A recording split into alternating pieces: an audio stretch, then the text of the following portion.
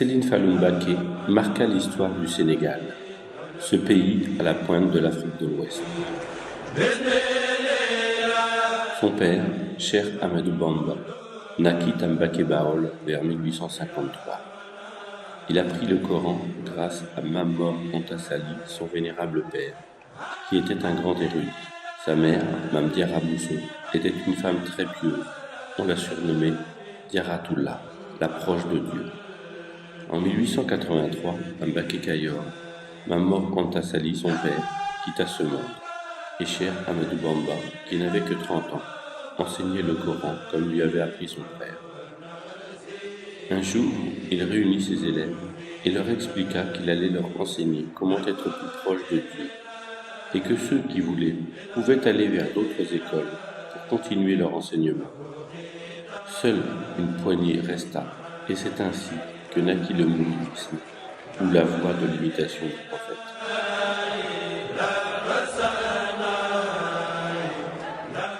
Le 27 juin 1886, naquit à Darussalam Céline Fallou Mbacké, et c'est sa mère, Sokhna Awa Bousso, qui était la nièce de Mame Diarra Bousso, qui lui donna la date de sa naissance. Et ce jour, le Kassoladja, est aussi le jour où le prophète Mohammed monta au ciel et redescendit avec les 5 prières quotidiennes. En 1887, Cheikh Ahmadou Bamba partit dans une forêt peuplée d'animaux sauvages. Après 15 jours sans nouvelles, une quinzaine de ses proches partirent à sa recherche. Et guidés par un berger, ils retrouvèrent Cheikh Ahmadou Bamba. Celui-ci expliqua que c'est ici tout bas, en référence à l'arbre du paradis cité dans le Coran. Et il leur demanda de revenir construire une concession pour s'installer ici.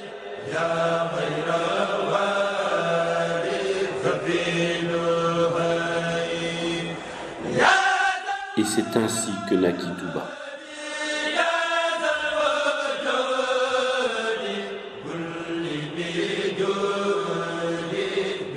Serigne Fallou apprit le Coran à Ndam avec Serigne Abdourahmane Lo. Puis, grâce à Serigne Mame Mor Diarra, père de Cheikh Ahmadou Bamba, suivi de Mame Thierno Birahim, qui continua son éducation.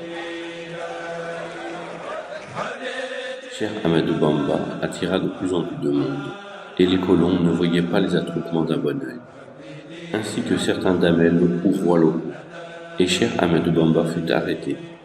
Un jugement scandaleux le fit partir en exil au Gabon, dans des contrées austères. Il fut autorisé à rentrer au Sénégal, et le 11 novembre 1902, une foule immense l'accueillit.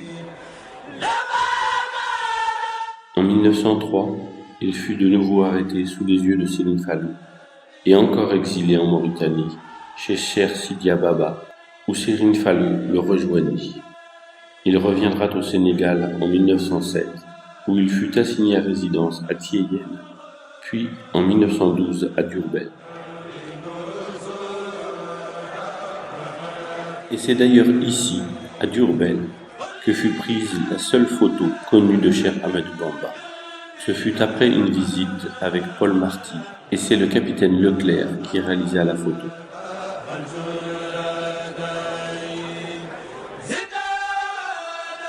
Diourbel, où l'on peut voir une belle mosquée d'art byzantin, construite à la demande de Cheikh Ahmadou Bamba.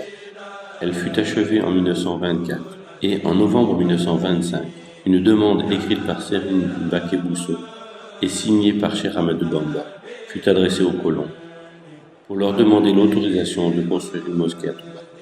La réponse signifia qu'il fallait attendre l'arrivée du chemin de fer à Touba, à cause des charges trop lourdes pour une construction de cette sorte.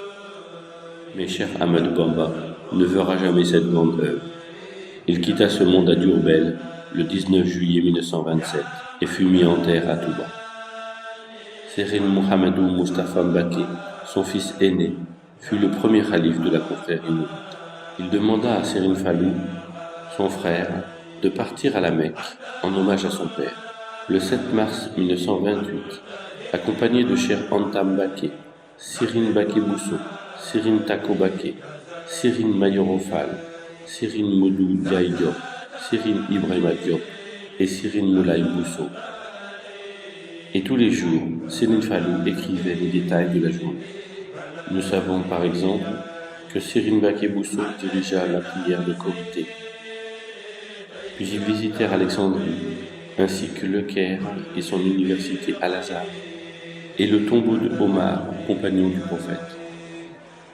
Le 15 avril 1928, ils arrivent à Médine, où ils visitent la ville et le mausolée du prophète Mohammed. Le 28 avril, ils prièrent dans la mosquée El-Kaaba, construite par Mohammed. Le 21 mai, ils arrivèrent à la Mecque. Serigne Fallou passa 2 jours à prier et récita entièrement le Coran, où il dédia toutes ses prières à son père, Cheikh Ahmadou Bamba. Puis ils repartirent au Sénégal et arrivèrent le 28 juin 1928. Serigne Moustapha Mbacké prit en charge les travaux de la voie ferrée, et il y eut jusque 2000 travailleurs, dont les valeureux Baye Fall.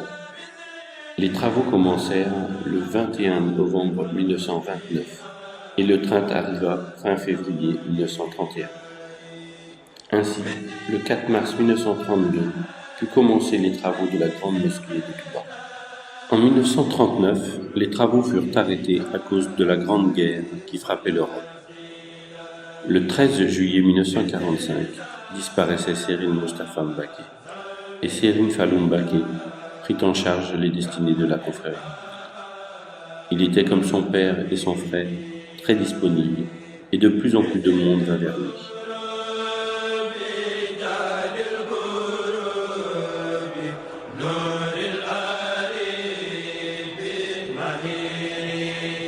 C'était un homme moderne, écoutant les nouvelles du monde, utilisant le téléphone. C'était aussi un grand visionnaire. Ainsi, en agriculture, bien avant tout le monde, il prenait le retour à la terre.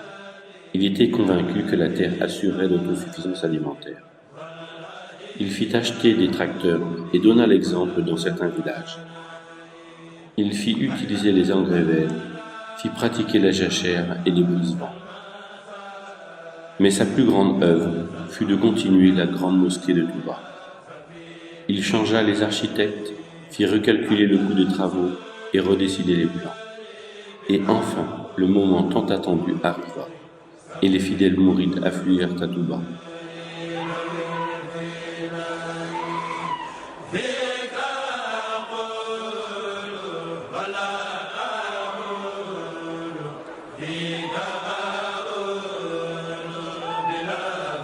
Plus de 70 000 personnes arrivèrent, ainsi que des délégations officielles d'autres confréries et le monde politique, dont le président Senghor. Ce jour mémorable fut le 7 juin 1963. Son secrétaire, El Hadji Dame Dramé, lut le discours officiel, où il remercia tous les travailleurs pour le dur labeur qu'ils venaient d'accomplir. Il expliqua que cette œuvre était la vision de Cheikh Ahmadou Bamba, qui voulait qu'elle ressemble à la mosquée de Médine, dédiée au prophète. Et il remercia chaleureusement le président Senghor. À 13h30, Serigne Fallou dirigea la prière inaugurale. Enfin, le vœu de Cheikh Ahmadou Bamba, qui repose ici, fut exaucé.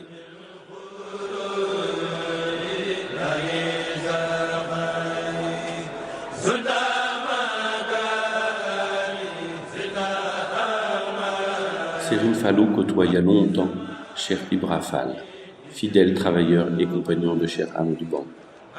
Et Cheikh Ibra Fall lui demanda de se souvenir de lui. Serigne Fallou, en hommage à ce grand homme, donnera le nom de Lamp Fall au plus haut minaret de la mosquée.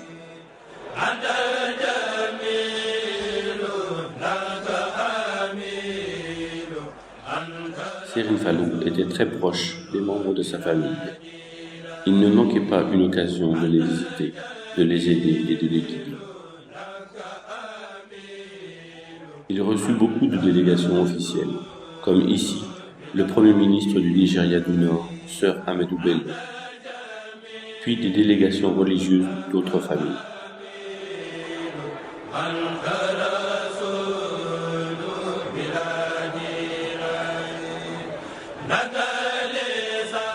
souvent honoré et décoré avec les grands dignitaires de l'époque, mais aussi à titre individuel. Ici, il était honoré avec El Hadji Thierno Seydou Nourou Tall, Serigne Babacar Sy, El Hadj Pedro Diop, Seydina Issa Laye et à ses côtés Eliman El Fall.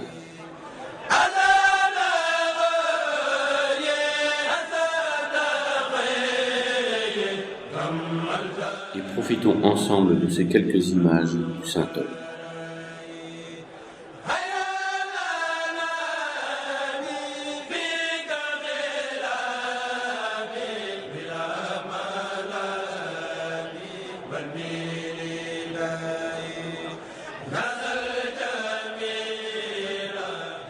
C'était un homme de miracle. On raconte qu'un jour, un agriculteur vint voir Céline Fallou avec son cheval pour lui expliquer que celui-ci refusait de travailler. Céline Fallou parla à l'oreille du cheval, et on dit que depuis cet instant, le cheval fut transformé et ne s'arrêtait jamais de travailler au grand bonheur de son propriétaire.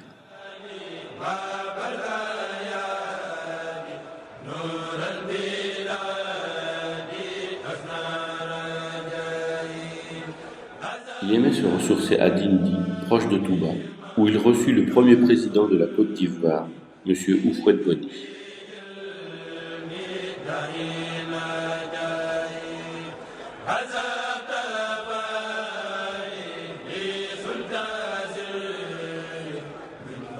Il était très ami avec le premier président du Sénégal, M. Senghor, qui venait souvent le voir.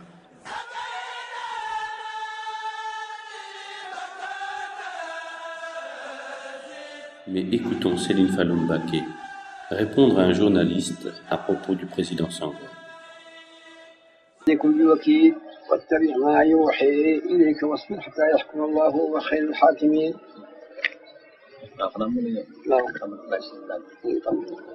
Vous pouvez maintenant, Monsieur Konomès, le calife a fini la lecture de quelques versets du Coran. Il est maintenant à votre entière disposition pour répondre à toutes les questions que vous voudrez bien lui poser. On dit au Sénégal que le calife des Mourides est le supporter numéro 1 du président Senghor. Or, c'est étrange, un calife musulman, supporter d'un président catholique.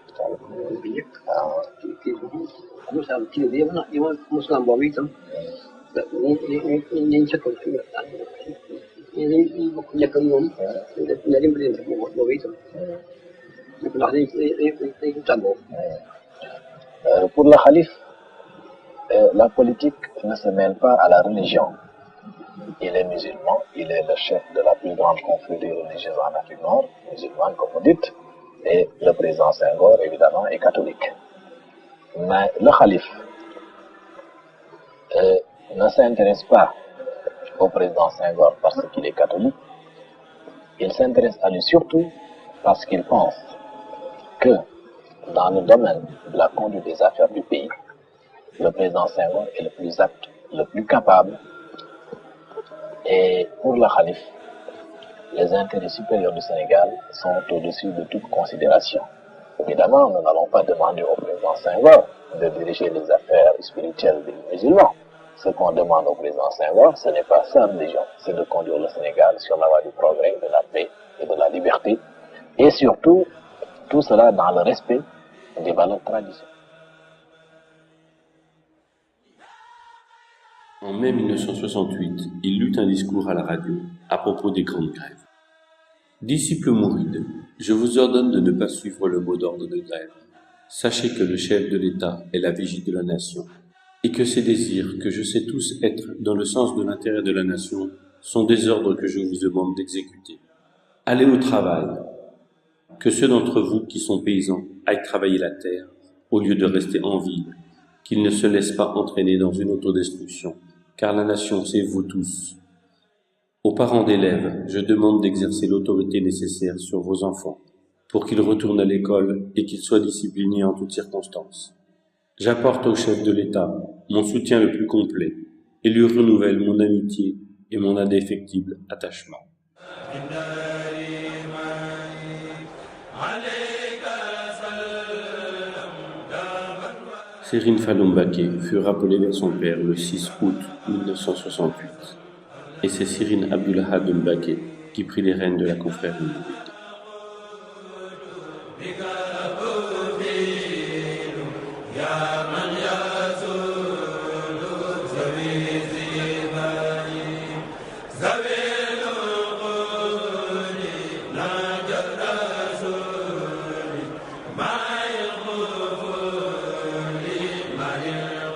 Serigne Modou Bousso Dieng, de son vrai nom Mouhamadou Moustapha Mbacké, fils aîné de Serigne Fallou, géra les affaires de la famille.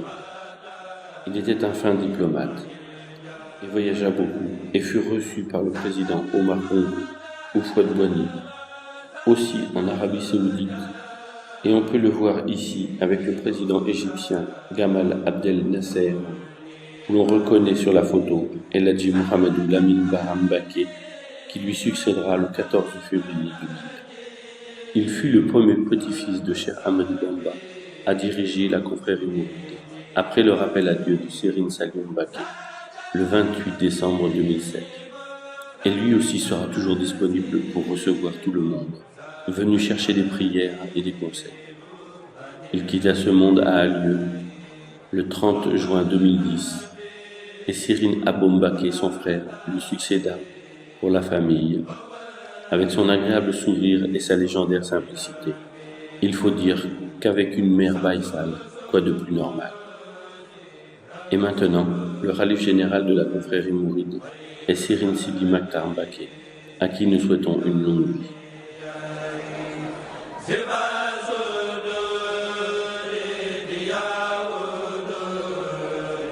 Badr